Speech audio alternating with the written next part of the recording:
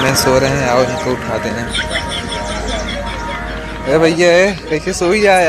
ओए कैसे सो ही रहा है? हाँ रिश्तेदार है ये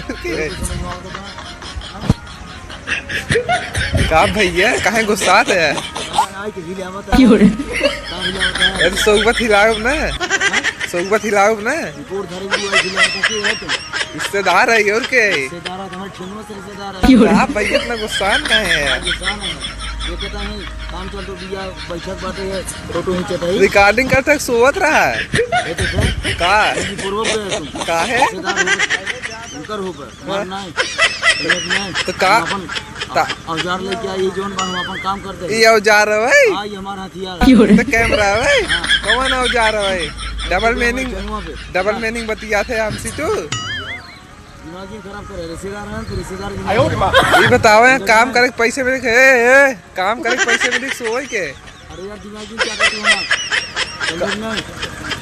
तब तू काम कर बक सोवा ही आए यार। चपहाड़ देख देखता ना हथियार वहाँ चपहाड़ दे दी से। लेकिन गुस्सा कहाँ है? कहाँ बात से कहाँ खींचना है? कहाँ भागत है?